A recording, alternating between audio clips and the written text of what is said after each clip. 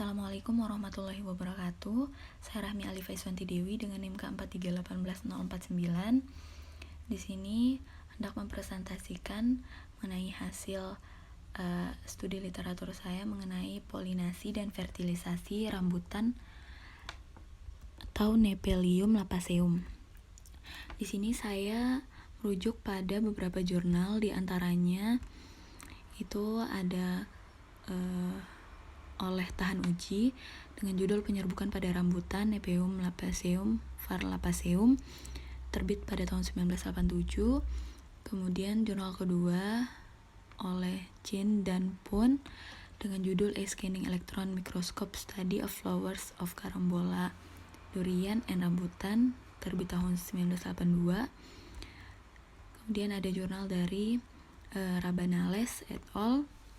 Dengan judul High Yields and Bipollination of Hermaphroditic Rambutan Nephelium lapaceum in Chiapas, Meksiko, yang terbit tahun 2014, serta beberapa referensi jurnal lainnya.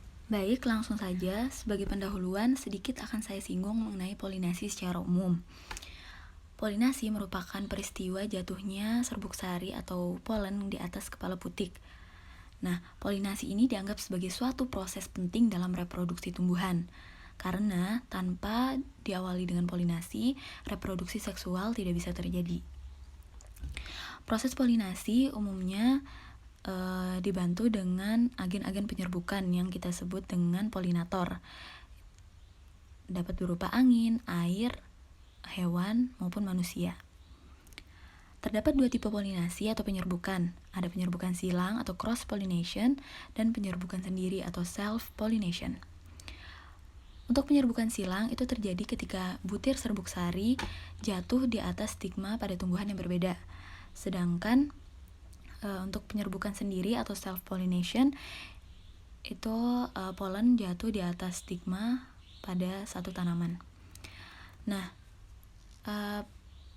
untuk penyerbukan sendiri ini seringkali mengakibatkan dampak negatif seperti depresi perkawinan sedara, di mana gen dengan sifat resesif yang tidak diharapkan malah terekspresikan pada keturunannya. Nah, self-pollination ini terjadi pada spesies tumbuhan dalam beberapa keadaan.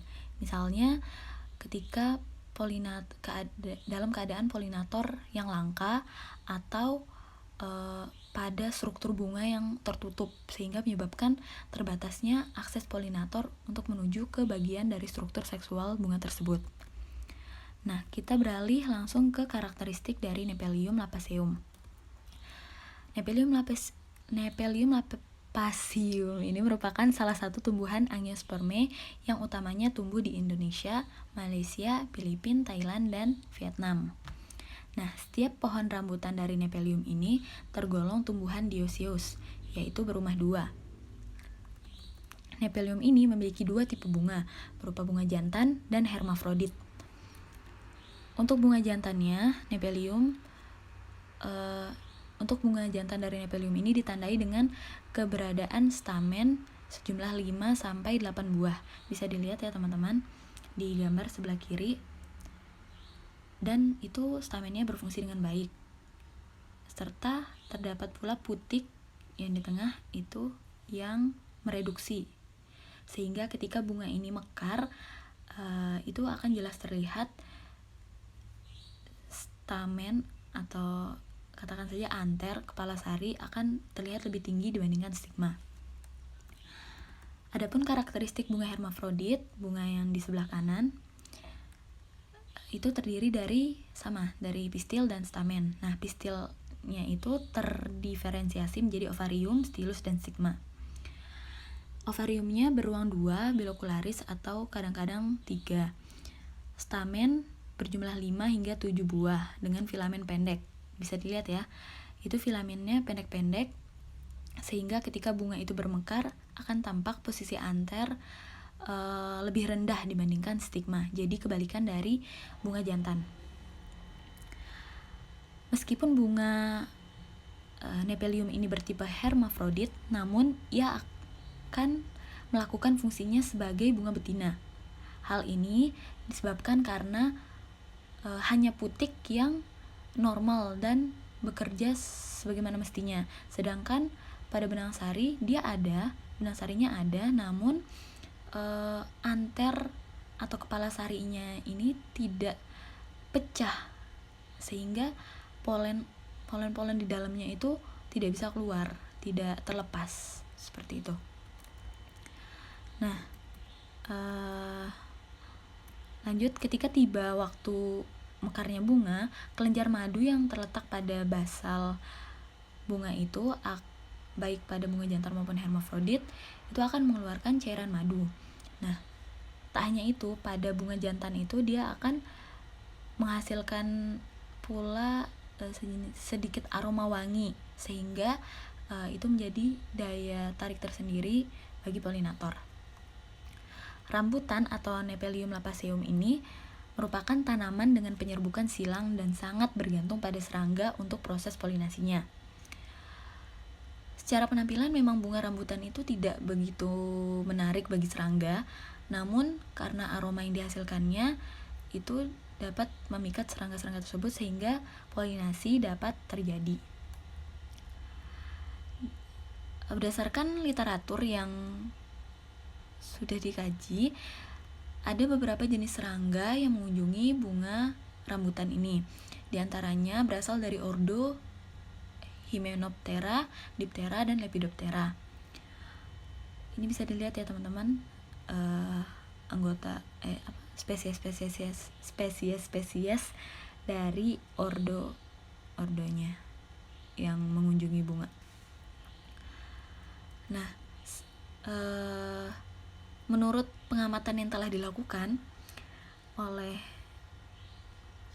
pengamat, serangga-serangga ini mulai mengunjungi bunga rambutan pada pagi hari. Jadi ketika sekitar pukul 6:30 itu serangga-serangga udah mulai mengitari bunga. Namun memang jumlahnya masih sedikit. Serangga yang berdatangan masih sedikit. Ini tabel pengunjung bunga. Nah, semakin siang jumlah pengunjung, sebut saja serangga itu semakin meningkat. Namun setelah ya sekitar tepatnya pukul 10 sampai 12.30 itu serangga yang berdatangan sangat banyak, bisa dilihat ini pada bunga hermafrodit, pada bunga jantan. Nah, tetapi ketika melewati pukul sekitar menuju sore hari, pukul 14.30 itu jumlah visitornya akan menurun. Hal ini disebabkan karena persediaan nektar yang ada sudah berkurang. Nah, berdasarkan itu dapat kita lihat memang bunga yang paling banyak dikunjungi itu adalah bunga jantan, karena selain dia menghasilkan bau yang harum yang membuat lebah itu tertarik, dan itu juga bertepatan pada saat pecahnya kepala sari.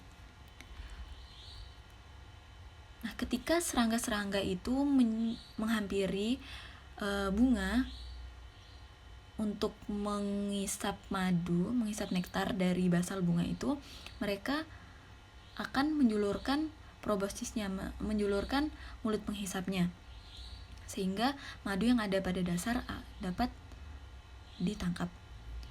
Nah, sembari mereka menghisap madu, saat itu pula serbuk sari atau polen ini akan menempel pada tubuh serangga tersebut. Nah, pada pengamatan yang telah dilakukan oleh jurnal yang saya acu ini, di situ tertangkap bahwa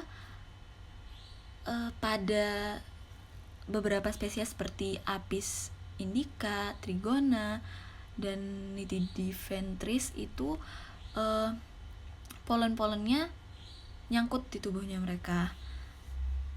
Tapi dalam jumlah yang relatif lebih banyak gitu. Jadi kumpulan-kumpulan polen itu menempel pada bulu-bulu kaki, terutama pada kaki bagian belakang. kemudian di bagian dada, perut, serta permukaan sayap bagian bawah. Meskipun begitu, tak semua visitor, tak semua pengunjung bunga itu membawa serta serbuk sari. Ada beberapa spesies yang hanya membawa sedikit sekali serbuk sari, bahkan ada yang tidak membawa pengunjung atau visitor yang tidak satupun dijumpai serbuk sari pada bagian tubuhnya. Itu biasanya kalau di sini pada kelompok semut dan lalat.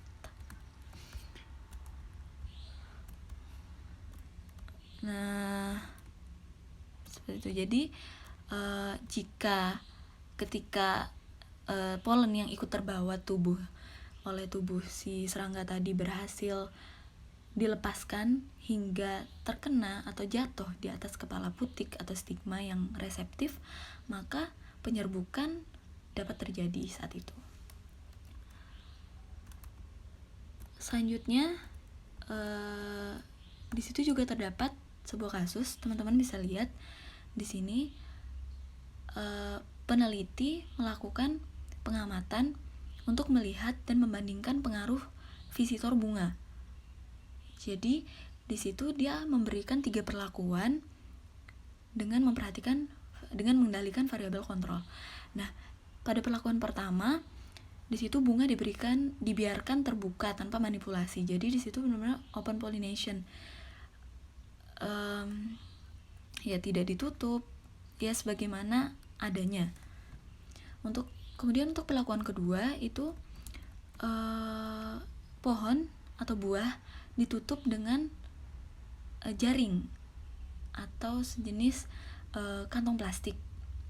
Sedangkan perlakuan ketiga itu dengan induced pollination, yaitu membuat seperti kandang seperti sangkar seperti itu.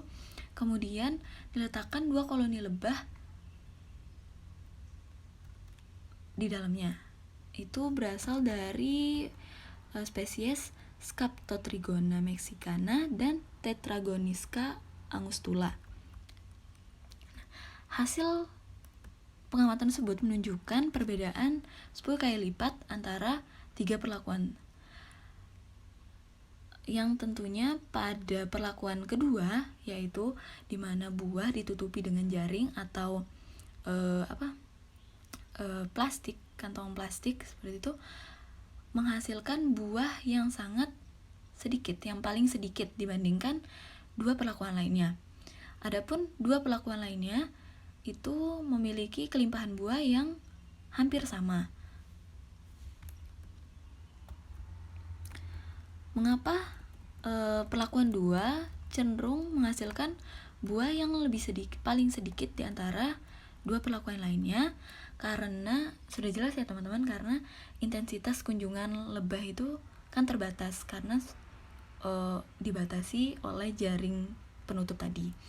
Sedangkan proporsi bunga yang dapat menghasilkan buah pada 2 perlakuan tadi cenderung lebih banyak. Meskipun begitu, jika dibandingkan antara perlakuan pertama dan perlakuan ketiga,